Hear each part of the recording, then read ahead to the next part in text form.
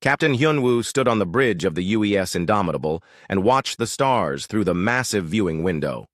The ship stretched out for more than 3 kilometers in front of him.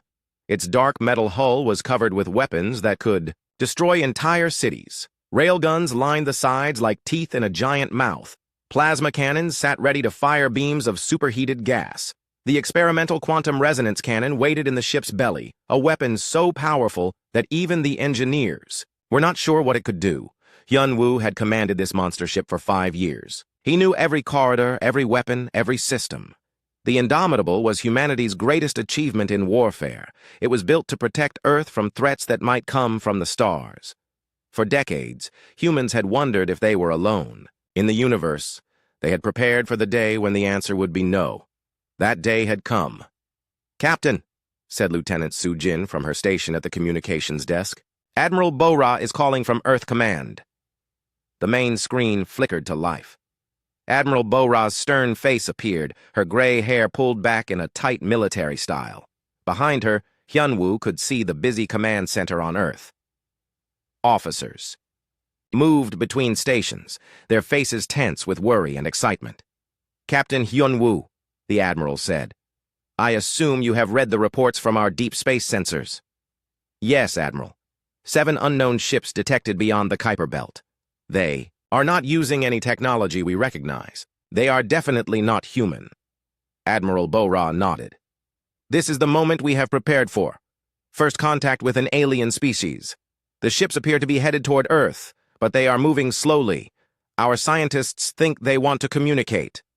Hyunwoo felt his heart beat faster. Every human had dreamed of this moment. Movies and books had tried to imagine what it would be like.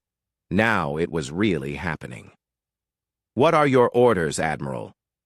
"The Indomitable will serve as humanity's first contact. Vessel, you will intercept the alien ships and attempt communication. The safety of Earth depends on how this meeting goes." Hyunwoo understood. If the aliens were peaceful, humanity would gain new friends among the stars. If they were hostile, the Indomitable would be Earth's first line of defense. "Admiral, should I bring the ship to full combat readiness?" "Negative. We want to appear strong but not aggressive.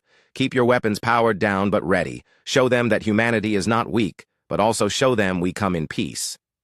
After the Admiral ended the call, Hyunwoo turned to his crew. The bridge was filled with the best officers in the human fleet. Dr. Tae-ho, the ship's xenobiologist, stood near the science station. He had spent years studying the possibility of alien life. Now he would finally meet some. "Dr. Tae-ho," Hyunwoo said, "what should we expect?" The scientist adjusted his glasses and looked at the data on his screen. "We know very little, Captain. The alien ships are beautiful. They seem to be made of some kind of crystal material. They reflect light in strange ways. Their energy signatures are unlike anything we have seen."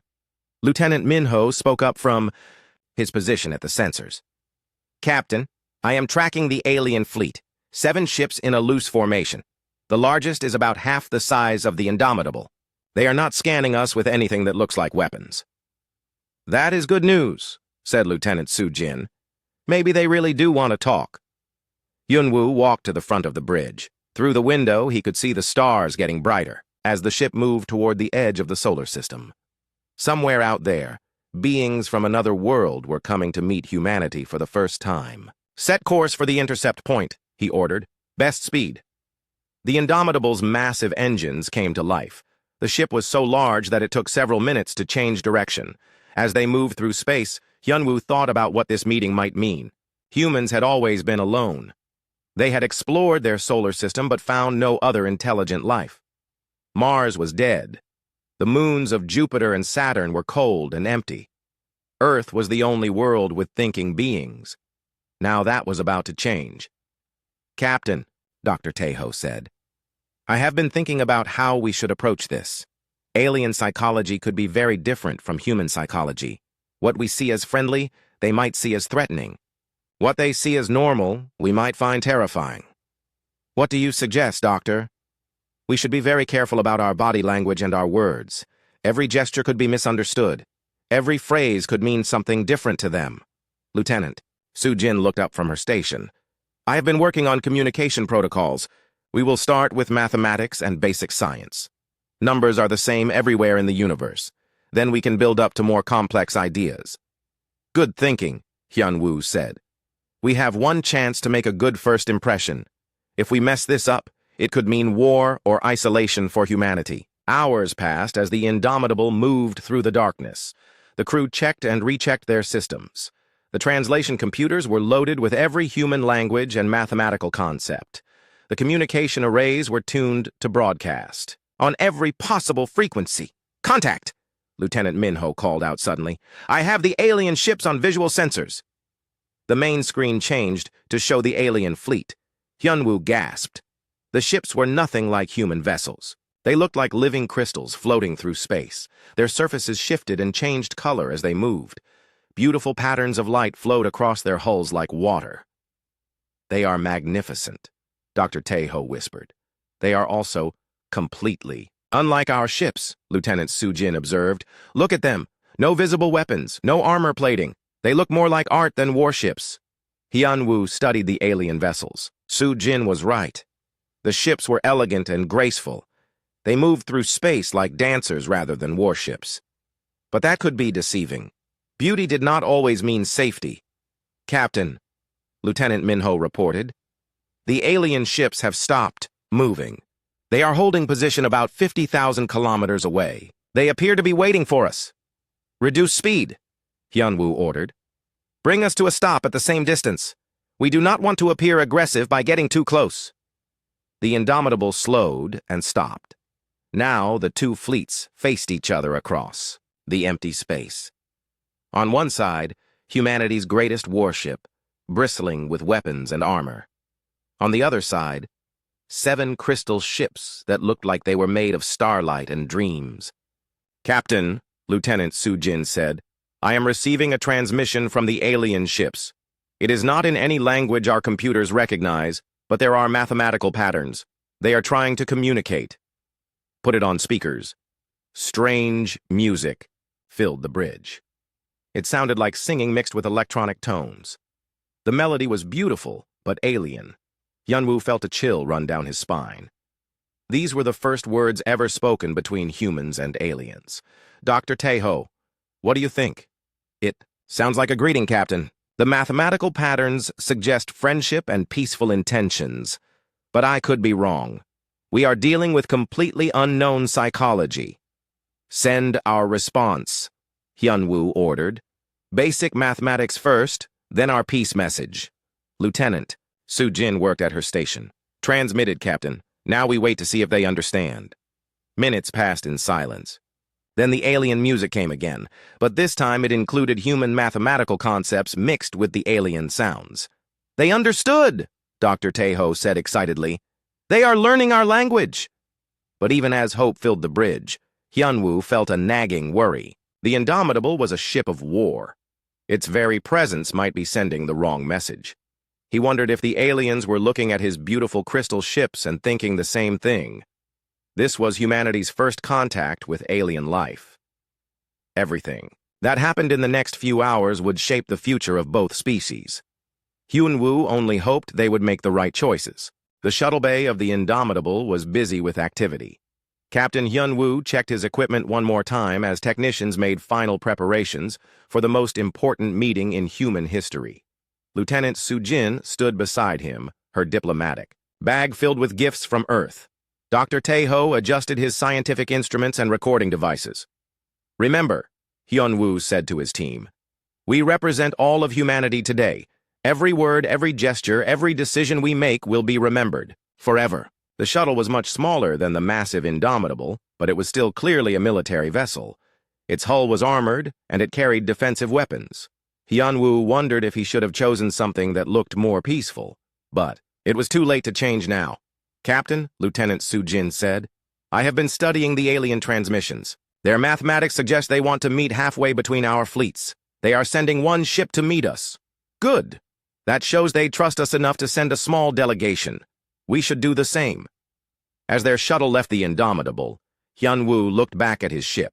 From this distance, its weapons were clearly visible. Hundreds of gun ports lined its hull like dark eyes. The quantum resonance cannon created a bulge in the ship's middle section. Even powered down, the Indomitable looked like what it was, a weapon designed to destroy other ships. But that was the point, Hyunwoo reminded himself. Admiral Bo-Ra wanted the aliens to see that humanity was strong. In negotiations, strength was respect. At least, that was how it worked between humans. The alien ship that came to meet them was breathtaking. It looked like a crystal flower floating in space. Its transparent walls revealed soft lights moving inside like flowing water. As they got closer, Hyunwoo could see figures moving within the ship. The aliens were really there. "Dr. Tae-ho," he said. "What can you tell about them from the ship?" The scientist studied his instruments. "The ship appears to be alive, Captain. I am detecting biological processes mixed with technology. It is like they grew their ship rather than building it. And the beings inside, I can see them, but I cannot understand their shape. They seem to change form." Lieutenant Soo-jin was working with the communication equipment. "Captain, they are asking permission to connect their ship to ours. Some kind of docking procedure. Is it safe? Our computers cannot find any weapons or dangerous systems on their ship. It appears to be completely peaceful." Hyunwoo made the decision. "Grant permission. Let them dock." The two ships came together with surprising gentleness. The alien vessel seemed to flow against their shuttle like water. A connection formed between the airlocks, sealed by some kind of organic material that looked alive. "Atmosphere is compatible," Dr. Tae-ho reported. "We can breathe their air. They can breathe ours. That is remarkable." "Or they changed their air to match ours," Lieutenant Soo-jin suggested. "Another sign of their peaceful intentions." The airlock opened, and Hyunwoo got his first look at an alien being. The creature was tall and graceful, with skin that seemed to be made of the same crystal material as their ship. It moved like flowing water, changing shape slightly as it walked. Its face was hard to focus on, as if it existed in more dimensions than human eyes could see. Behind the first alien came two others. They were similar but different, like variations on the same beautiful theme. One carried what looked like gifts wrapped in living light. The other had instruments that hummed with soft music. The lead alien approached slowly. When it spoke, the sound was like wind chimes mixed with whale song. The translation device on Lieutenant Soo-jin's belt tried to convert the words. Greetings. Peace. Harmony. Gift sharing. Welcome. The translation was rough, but the meaning seemed clear. The aliens were happy to meet them. Captain Hyunwoo stepped forward. He had practiced this moment many times. "Greetings. I'm Captain Hyunwoo of the human species. We come in peace from the planet Earth." The alien's form shimmered with what might have been pleasure. It spoke again, and this time the translation was clearer. "I am Velthyra of the Velthani Confederation. We have traveled far to meet the new voice people. Your songs reach across the dark cold between stars," Dr. Tae-ho whispered. "They call us the new voice people. I think they detected our radio signals."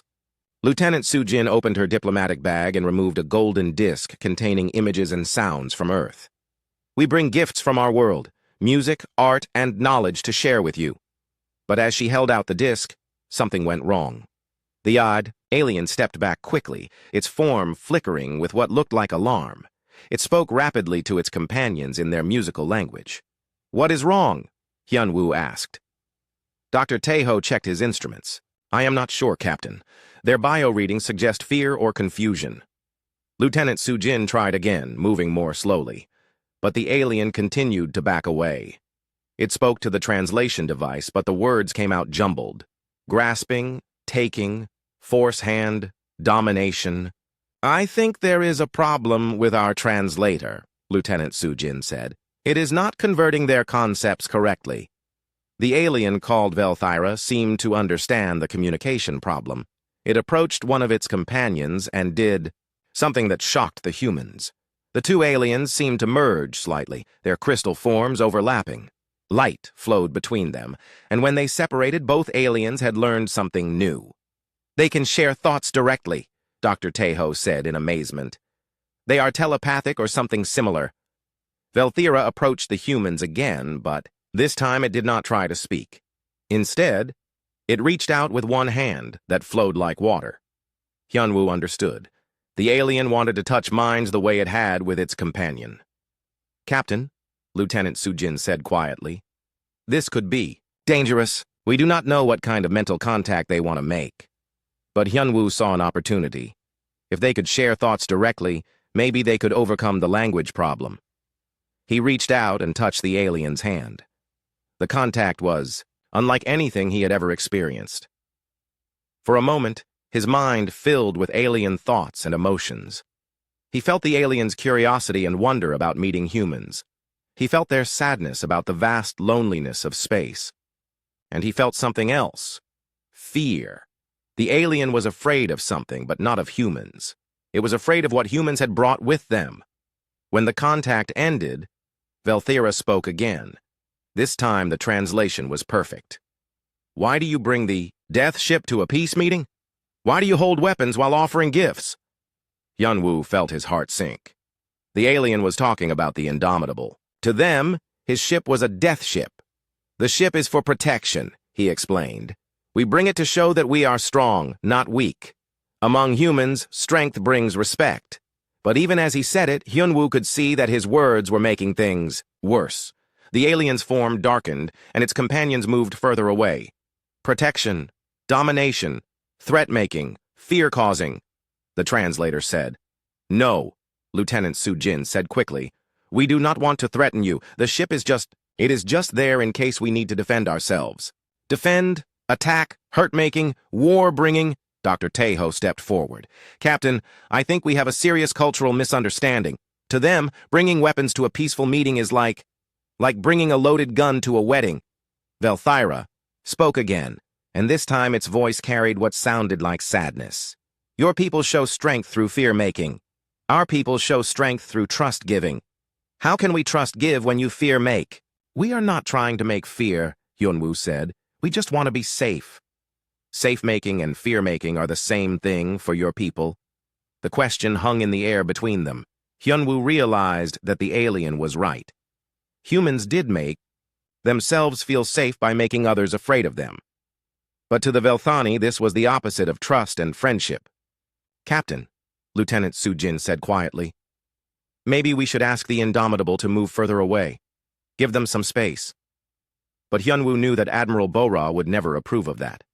The ship was there for protection and to show strength. Moving it away would look like weakness or surrender. "I will speak to my leaders," he said to Velthira. "Maybe we can find a solution that makes both our peoples comfortable." The alien's form brightened slightly. "Hope-making is good. We will wait. Staying and hope-keeping." As the meeting ended, and the humans returned to their shuttle, Hyunwoo felt troubled. The first contact was not going as anyone had planned. The aliens were peaceful and friendly, but they saw the Indomitable as a threat, and the translation problems were making everything worse. "Dr. Taeho," he said as they traveled back to the ship, "what is your assessment?" "The Velthani are clearly a peaceful species, Captain. Their entire culture seems based on trust and cooperation. But our military approach is frightening them. To them, we look like we came to threaten rather than negotiate." "And the translation problems?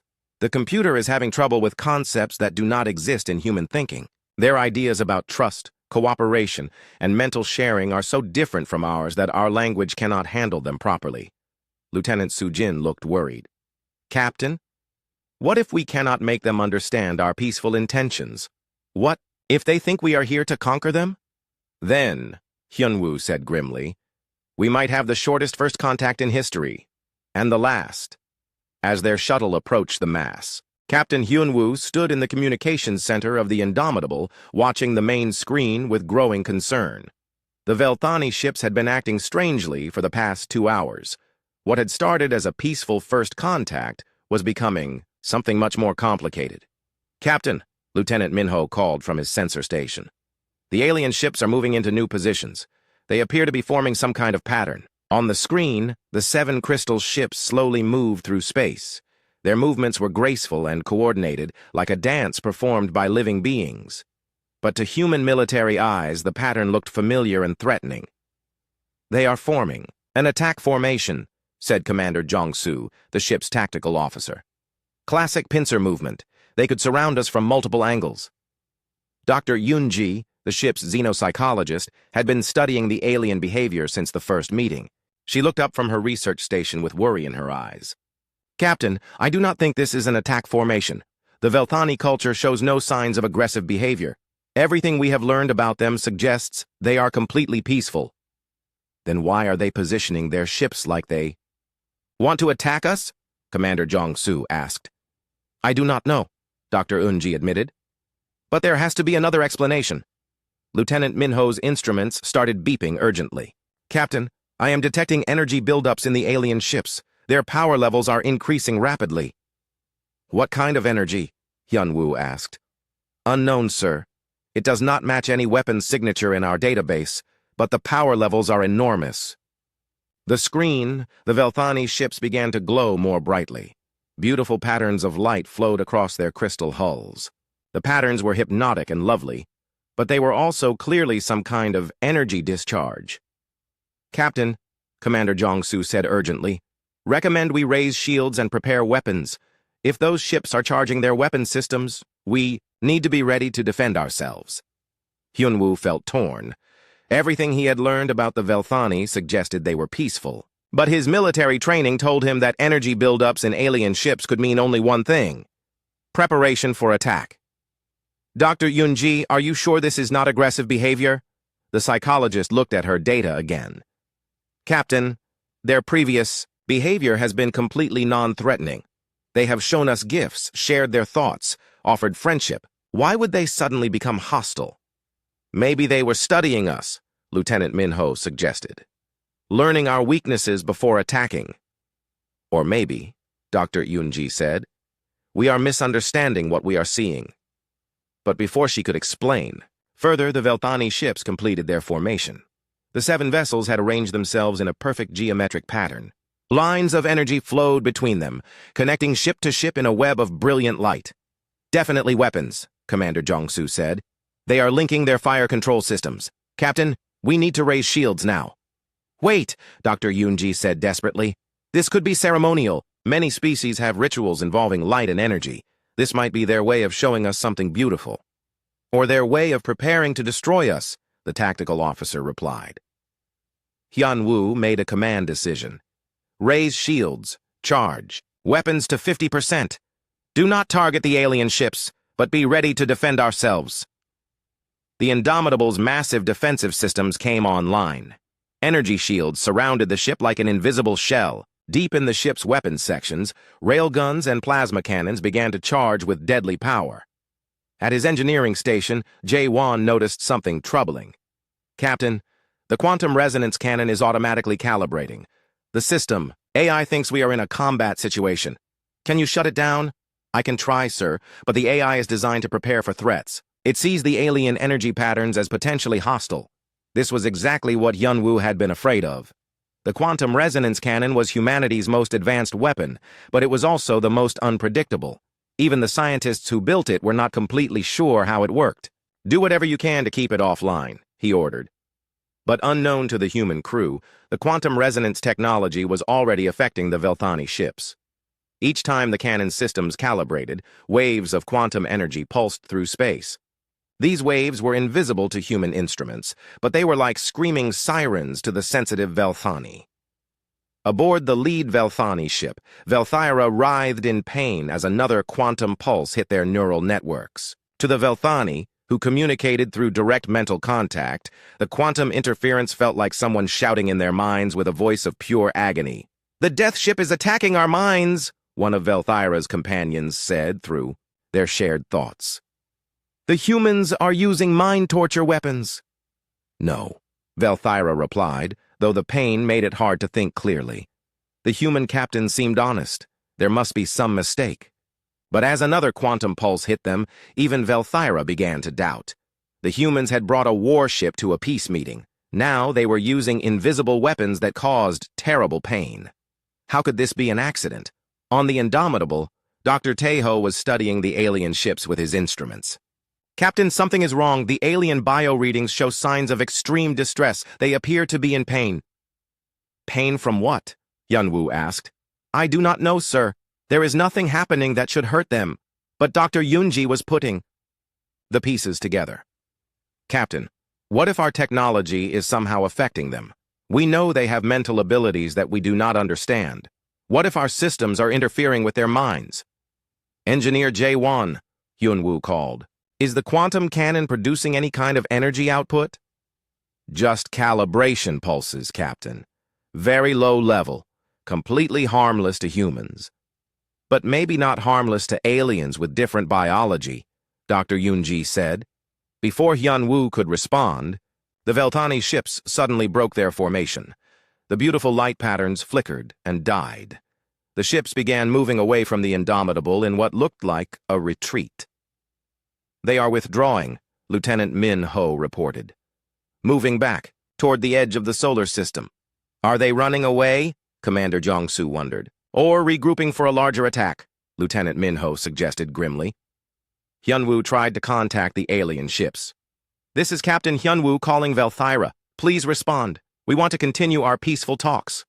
But there was no answer from the Velthani ships.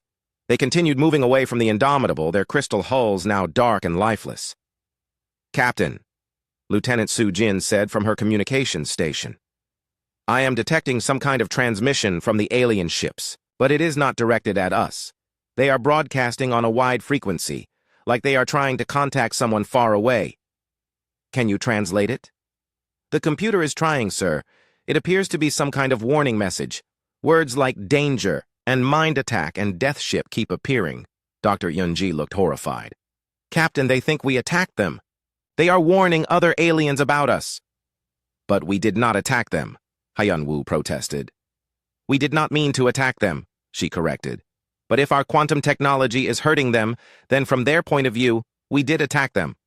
Captain, Engineer J1 reported, the quantum cannon AI is still trying to calibrate.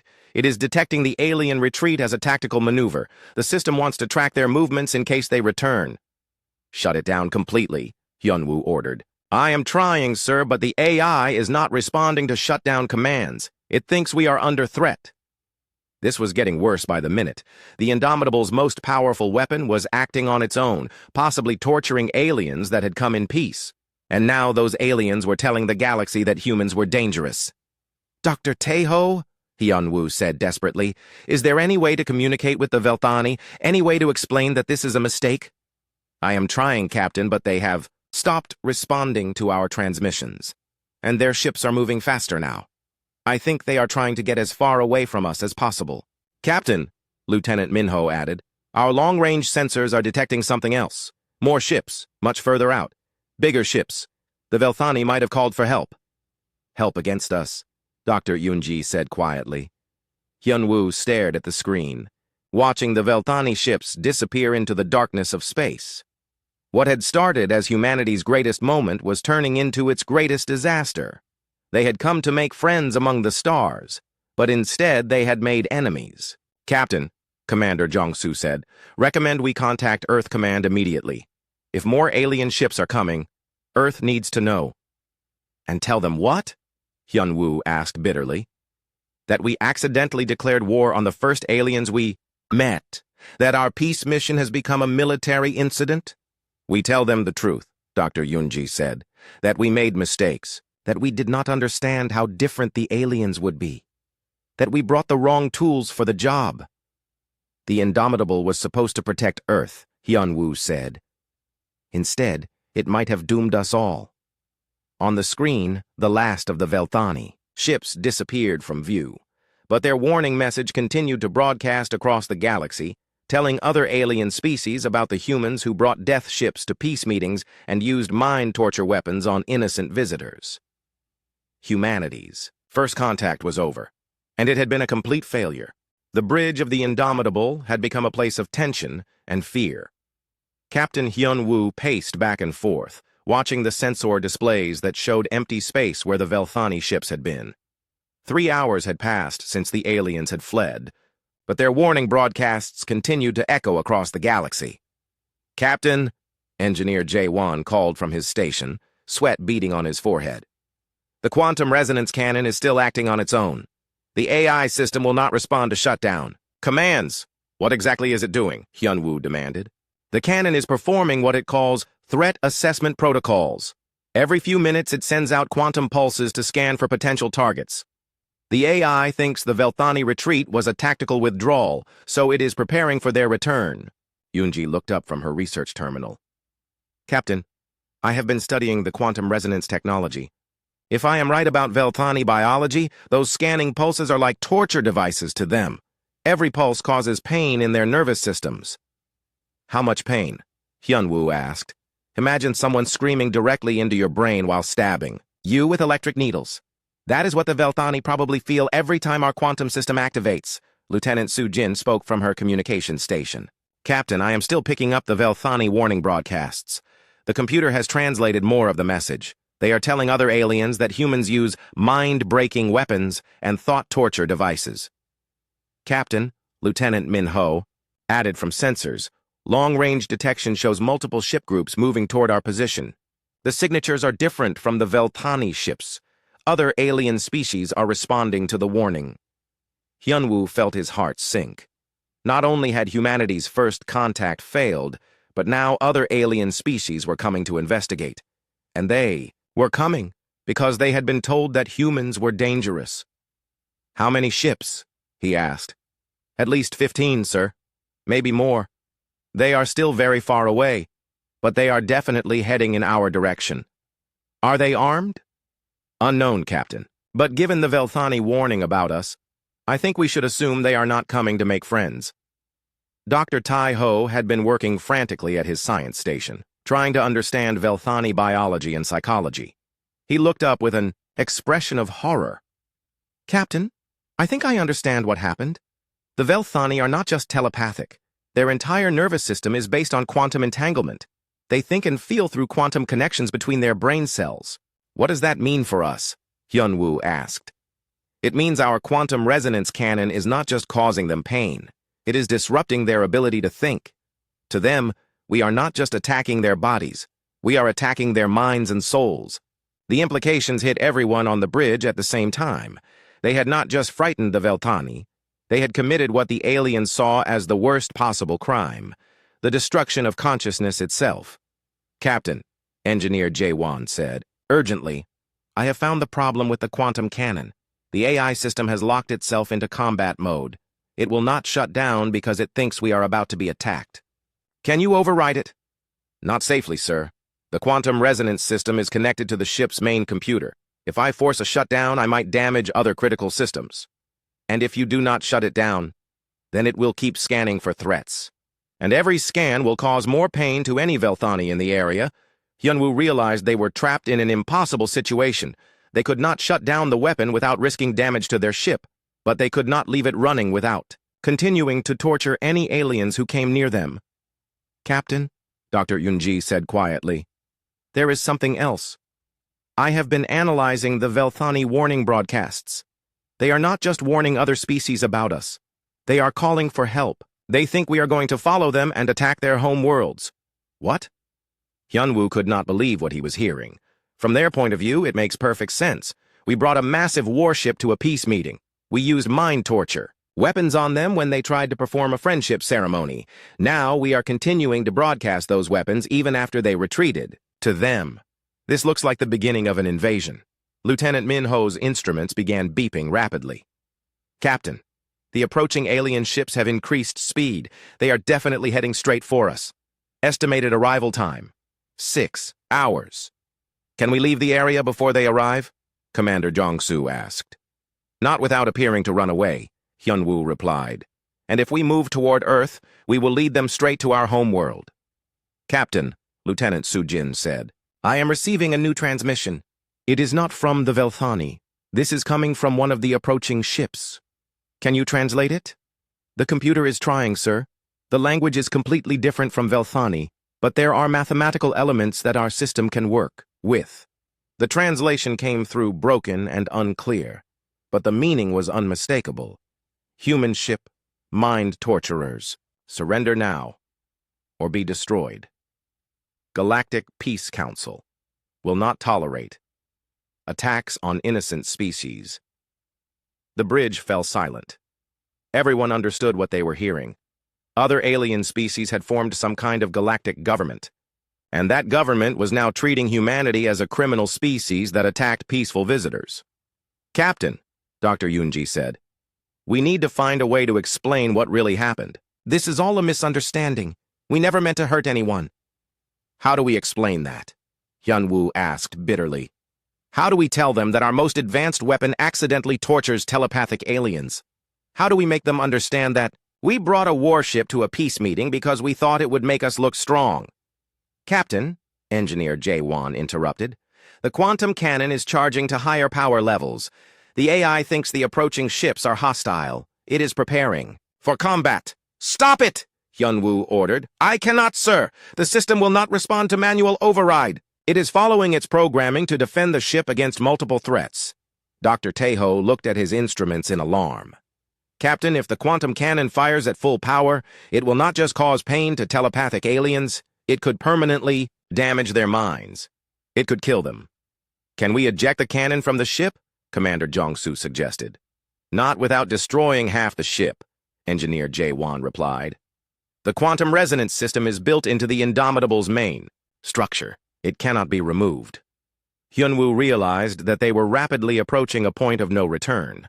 In a few hours, alien ships representing a galactic government would arrive. Those ships would find the Indomitable broadcasting quantum torture, signals, and armed with a weapon that could destroy telepathic minds. "Captain," Lieutenant Soo-jin said, "I am getting another transmission from the approaching ships. They are demanding that we power down all weapons and surrender for crimes against peaceful aliens, and if we refuse, they say they will destroy us to protect other species from our mind-breaking weapons." Hyunwoo looked around the bridge at his crew. These were good people who had never wanted to hurt anyone. They had come to the stars hoping to make friends and discover new wonders. Instead, they had become the villains in someone else's story. "Captain," Dr. Yunji said desperately, "there has to be a way to make them understand. We are not monsters. We are just people who made terrible mistakes." "Are we?" Hyunwoo asked quietly. "We built a ship designed to destroy other ships. We armed it with weapons that we did not fully understand. We brought it to a peace meeting and accidentally used it to torture innocent beings. Maybe the aliens are right about us." "No, sir," Lieutenant Soo-jin said firmly. "We made mistakes, but we are not evil. We can learn from this. We can do better. If we live long enough," Commander Jong-soo added grimly. On the sensor display, the approaching alien ships grew closer. 15 vessels of unknown design and capability, all coming to punish humanity for crimes they had never meant to commit, and, deep in the belly of the Indomitable, the quantum resonance cannon continued its automatic cycles, sending pulses of pain across space to any telepathic being within range. A weapon designed to protect Earth was instead guaranteeing its destruction. Hyunwoo realized that in the next few hours, he would have to make a choice that could determine the fate of his entire species. Surrender to alien justice for crimes they had committed by accident, or fight a battle that would prove they were everything the galaxy feared them to be. Either way, humanity's dreams of peaceful contact with alien civilizations were over. The alien fleet dropped out of faster-than-light travel like avenging angels emerging from the darkness. 15 ships of designs that human eyes had never seen before. Some looked like living creatures made of metal and light. Others resembled geometric crystals that folded space around themselves. All of them radiated power and purpose. Captain Hyunwoo stood on the bridge of the Indomitable, watching humanity's future arrive in the form of an alien armada. His crew worked frantically at their stations, but everyone knew they were facing an impossible situation. "Captain," Lieutenant Minho reported, "the alien ships are taking positions around us. They are maintaining a distance of exactly 100,000 kilometers. "Smart," Commander Jong-soo observed, "far enough away to avoid our weapons, close enough to respond quickly if we try to run." "Captain," Lieutenant Soo-jin said from communications, "the aliens are broadcasting on multiple frequencies. The translation computer is working on it." The voice that filled the bridge was cold and mechanical, clearly coming through some kind of universal translator, human vessel. "Indomitable. You are accused of unprovoked attacks on peaceful Velthani diplomats using illegal mind torture weapons. By order of the Galactic Peace Council, you will immediately power down all weapons and prepare to be boarded for judgment." Hyunwoo took a deep breath. This was the moment he had been dreading. "Open a channel," he told Lieutenant Su Jin. "Channel open, sir. This is Captain Hyun-woo of the United Earth ship Indomitable. We did not intentionally attack the Velthani. What happened was an accident caused by our technology interfering with their biology in ways we did not understand. We came here seeking peaceful contact, not war." The response came quickly, without emotion. "Your intentions are irrelevant. The Velthani suffered severe neural damage from your quantum torture devices. 3 members of their delegation may have permanent mind scarring. You will surrender immediately or be destroyed." Dr. Eun-ji looked up from her station with horror in her eyes. "Captain, did they say permanent damage? We caused permanent damage to their minds?" "It appears so," Dr. Taeho said grimly. "The quantum interference was worse than we thought." "Captain," Engineer Jae-won called out urgently, "the quantum resonance cannon is responding to the alien ships. The AI sees them as threats and is preparing to fire." "Override it," Hyun-woo shouted. "I cannot, sir. The system has locked me out. Completely. It thinks we are under attack."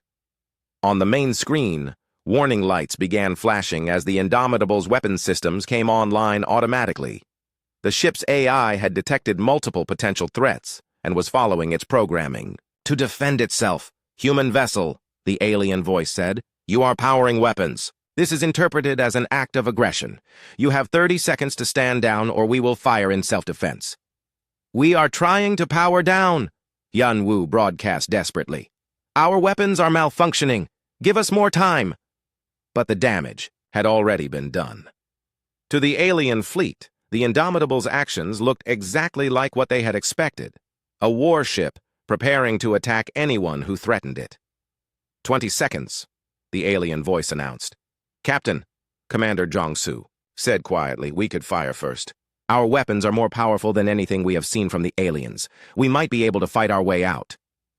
"And prove that we are exactly what they think we are?" Hyun-woo replied. "No, keep trying to shut down the weapons." 10 seconds. "Captain," Engineer Jae-won shouted. "The quantum cannon is about to fire automatically. I cannot stop it." Hyun-woo faced an impossible choice. Let his ship fire first and start a war between humanity and a galactic civilization, or somehow find a way to prevent it in the next few seconds. "All power to shields," he ordered. "Brace for impact." But the quantum resonance cannon fired before the alien ships did. An invisible beam of quantum energy lanced out toward the nearest alien vessel. The beam was meant to disrupt enemy ship systems, but to the telepathic crew aboard the alien ship, it was like being hit by a weapon designed to destroy minds.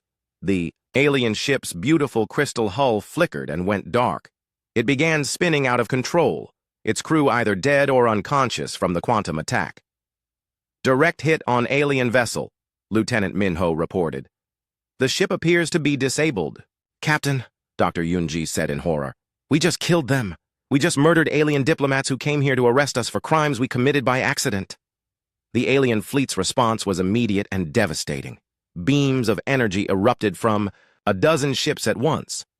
But these were not the wild, destructive weapons that humans used. These were precise surgical strikes designed to disable rather than destroy. The Indomitable's shields absorbed the first wave of attacks, but the alien weapons were unlike anything in human experience. Instead of trying to overwhelm the shields with brute force, they seemed to be studying the shield frequencies and adapting to them. "Shields at 60%, Commander Jong-soo reported. "But they are dropping faster with each hit. The aliens are learning how to penetrate our defenses." "Return fire," Hyun-woo ordered reluctantly. He had no choice now. The battle had started, and his duty was to protect his ship and crew. The Indomitable's railguns and plasma cannons opened fire. Streams of metal slugs moving at significant fractions of light speed reached out toward the alien ships. Beams of superheated plasma followed behind them. The results were horrible. The alien ships had been designed for exploration and peacekeeping, not for war against a species that built weapons capable of destroying planets. The first railgun salvo punched through 3 alien vessels like they were made of paper.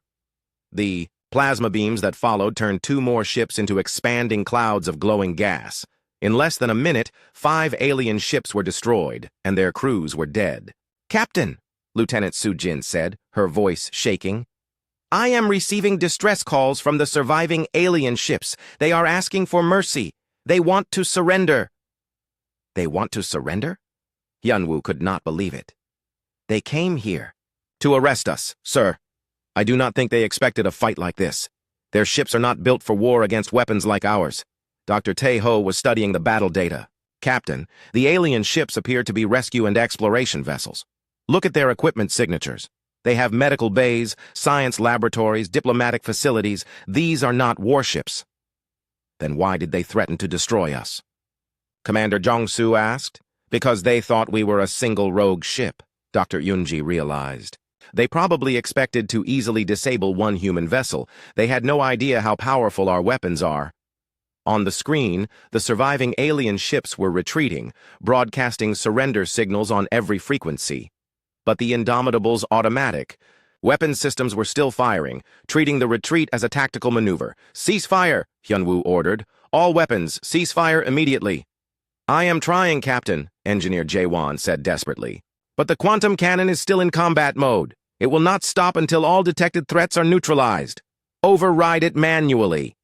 I would have to shut down the main computer, sir. That would disable life support, engines, everything.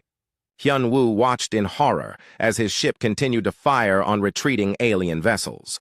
The quantum resonance cannon reached out with invisible beams of neural disruption, causing more alien crews to collapse in agony. The railguns and plasma cannons followed up with physical destruction. By the time Engineer Jae-won managed to force a manual shutdown of the weapons systems, 12 of the 15 alien ships had been destroyed. The 3 survivors were fleeing toward the edge of the solar system, broadcasting desperate messages on every frequency. What are they saying? Hyunwoo asked. Lieutenant Soo-jin's translation came through broken with static. Monsters, Deathbringers, avoid human space. Warn all species. They cannot be reasoned with. They kill without mercy. The bridge fell silent. In less than an hour, humanity had gone from being an unknown species to being the most feared killers in the galaxy. They had destroyed a diplomatic mission sent to arrest them for accidentally hurting peaceful aliens. Captain, Dr. Yoonji said quietly, the Velthani were right about us. We are monsters. We brought a ship designed for destruction to a peace meeting. When things went wrong, we solved the problem with violence. We defended ourselves, Commander Jong-soo protested. They threatened to destroy us. They came to arrest us, not destroy us, Dr. Tae-ho corrected. There is a difference, and now they are all dead. Hyunwoo stared at the debris field that had once been alien ships filled with living beings. Somewhere in that wreckage were the bodies of diplomats and peacekeepers who had died because humanity did not know how to make friends without carrying weapons. Captain, Lieutenant Minho reported. Long-range sensors show the 3 surviving, ships jumping to faster than light travel. They are leaving the solar system. To warn the galaxy about us, Lieutenant Soo-jin added. Captain, Engineer Jae-won said, I have finally regained control of the quantum cannon. All weapons are now offline. Too late, Hyunwoo said bitterly. We have already done enough damage to last a lifetime. The Indomitable drifted alone in space, surrounded by the wreckage of its first and last diplomatic contact with alien civilization. Humanity had reached for the stars hoping to find friends and wonders. Instead, they had found only death and the knowledge that they 6 months had passed since the disaster at the edge of the solar system, but Captain Hyunwoo could still see the faces of the alien diplomats in his dreams. The court-martial had ended 3 weeks ago. The judges had cleared him of all charges, declaring that he had acted within his authority to defend his ship and crew. But their words could not clear his conscience. He stood now in what had once been the Indomitable's main weapons bay. The massive railguns and plasma cannons had been removed. The quantum resonance cannon had been completely dismantled, its dangerous technology locked away in the deepest vaults on Earth. In place of weapons, the bay now held medical equipment, research laboratories, and a memorial wall. The wall displayed the names and images of everyone who had died in humanity's first contact disaster, Velthyra and the other Velthani diplomats who had suffered permanent mind damage, the crews of the 12 alien ships that had been destroyed during the battle, even the 3 alien species that had committed suicide rather than live with the neural scarring caused by quantum weapons. 47 beings. Hyunwoo said quietly to the woman standing beside him. 47 lives lost because we did not know how to make friends. Lieutenant Soo-jin, now Admiral Soo-jin and head of the newly created Department of Xeno-Diplomacy, placed a gentle hand on his shoulder. You cannot blame yourself for everything that went wrong, Captain. We all made mistakes. I was in command. The responsibility was mine. The responsibility belongs to all of humanity, she corrected. We built a ship designed for war and sent it to make peace. We created weapons we did not understand and used them without thinking about the consequences. The Indomitable was just a symbol of our mistakes. Through the large window that had replaced the weapon ports, they could see Earth hanging in space, like a blue jewel. But even Earth had changed since the first contact disaster. Cities around the world held memorials for the alien dead. Protests filled the streets as people demanded answers about how humanity had become the villains in their own first contact story. Admiral, Dr. Yoon-ji approached them, carrying a tablet with the latest reports. She had been promoted to head of xenopsychology after her warnings about cultural misunderstandings had proven tragically correct. I have the monthly report on alien contact attempts. Any good news? Soo-jin asked hopefully. Some. The Andromedans are still willing to meet with us, but only at a distance of 10 light-years and only if we come in unarmed ships. The Centauri Collective has agreed to consider trade negotiations, but they want us to submit to mental scans to prove we are not planning an attack. And the bad news? Dr. Yoonji's expression grew grim. The Galactic Peace Council has officially declared human space a quarantine zone. Any human ship that leaves the solar system will be destroyed on sight. They have also established a military blockade at 50 light-years from Earth. They are keeping us trapped, Hyunwoo observed. Can you blame them? Dr. Yoonji replied. From their perspective, we are a species that brings dreadnoughts to peace meetings and kills diplomats with torture weapons. They see us as too dangerous to be allowed to spread into the galaxy. Intelligence Officer Dong Hyun joined the group, his face showing the stress of months spent analyzing alien communications. Admiral, I have the latest intercepts from Galactic Communications Networks. The story of humanity's first contact has spread to over 200 alien species. We are being used as an example of everything that is wrong with militaristic civilizations. What exactly are they saying about us? Soo-jin asked. The translations are rough, but the general message is consistent. The humans are a species that knows only violence. They cannot conceive of strength without weapons or safety, without the ability to destroy others. They are the monsters that civilized species must guard against. Hyunwoo turned away from the window, unable to look at Earth while hearing how the galaxy saw his species. Are they wrong? What do you mean? Soo-jin asked. Are they wrong about us? We did build the most powerful warship we could imagine. We did bring it to a peace meeting. We did kill innocent beings who came to help us. Maybe we are exactly what they think we are. Dr. Yoon-ji shook her head firmly. No, Captain. We made terrible mistakes, but we are not monsters. The fact that we feel guilt about what happened proves that we are capable of moral growth. Monsters do not build memorials for their victims. But do the aliens know that? Dong Hyun asked. Every attempt we have made to explain our side of the story has been ignored or rejected. They do not want to hear our apologies or our explanations. They have decided what we are, and nothing we say will change their minds. Then we have to show them through our actions, Soo-jin said. The Indomitable has been converted into a hospital ship. We are sending medical supplies to worlds affected by natural disasters. We are sharing our technology freely with any species willing to accept it. And so far, only 3 species have accepted our help, Dong Hyun pointed out. The rest see our medical aid as a trick or a way to get close enough to attack them. They walked through the converted ship in silence, passing medical bays where human doctors treated patients from a dozen different worlds. The irony was not lost on any of them. The ship that had become a symbol of human violence was now trying to become a symbol of human compassion. Dr. Taeho met them in the central laboratory, where he was working with a team of xenobiologists to understand alien physiology. His research was focused on making sure that human technology would never again accidentally harm alien visitors. Doctor, Soo-jin said, any progress on the quantum interference problem? Some, Taeho replied. We now understand why our technology affected the Velthani so badly. Their neural networks operate on quantum frequencies that our weapons disrupted. But the real problem is that there are probably dozens of other alien species with similar vulnerabilities that we know nothing about, meaning that even if we completely disarm ourselves, our basic technology might still be harmful to species we have not met yet. Our computers, our engines, our communication systems, any of them could accidentally torture or kill aliens with the wrong biology. The weight of this realization hung over the group like a dark cloud. Humanity had not just failed at first contact.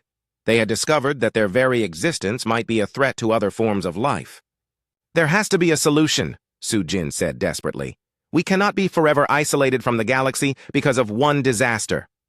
"The solution will take time," Dr. Yunji said. "Generations, maybe. We need to completely rebuild how we think about technology, about diplomacy, about our place in the universe.